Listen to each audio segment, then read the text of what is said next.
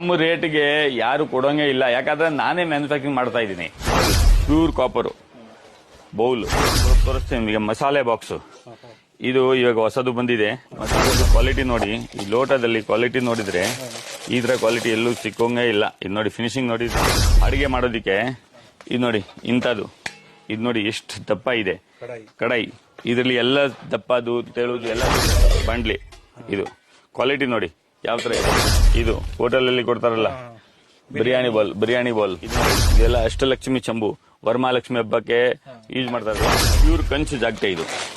ಇದು ಓಂ ಅಂತ ಸೌಂಡ್ ಬರುತ್ತೆ. ಇದು ಕಂಚಿನ ತಟ್ಟೆ, ಬ್ರಾಂಜ್ ಮೆಟಲ್. ಹಳೆ ಕಾಲದ ನಾನು ಹೇಳಿದೆಲ್ಲ, ಹಳೆ ಕಾಲದಲ್ಲಿ ಯೂಸ್ ಆಗುವಂತದ್ದು ಐಟಮ್ಸ್ ಇದು. ಇದರಲ್ಲಿ ಹಳೆ ಕಾಲದಲ್ಲಿ ಊಟ ಮಾಡ್ತಾ ಇದೆ. ಇದು ತುಂಬಾ ಚೆನ್ನಾಗಿರುತ್ತೆ. ಇದ್ರದ್ದು ಪ್ಯೂರಿಟಿ ಚೆಕ್ ಮಾಡ್ಬೇಕಾದ್ರೆ ಓಂ ಅಂತ ಸೌಂಡ್ ಬರುತ್ತೆ. ಹಂಗೆ ಉಡಿದ್ರೆ ಓಂ ಟ್ರೇ ನೋಡಿ, ಚಂಚನ್ ಟ್ರೇ, ದೀಪ ಕೆಳಗಡೆ ಇಡೋದಿಕ್ಕೆ. ಮತ್ತೆ ಇದ್ರದ್ದು ಫಿನಿಶಿಂಗ್ ನೋಡಿ, ಇದ್ರಲ್ಲಿ ಎಲ್ಲಾ ಸೈಜು ಸಿಗುತ್ತೆ, ಚಿಕ್ಕದು ದೊಡ್ಡದು ಎಲ್ಲ ಹಂಗಿದೆ ಫಿನಿಶಿಂಗ್ ನೋಡಿ.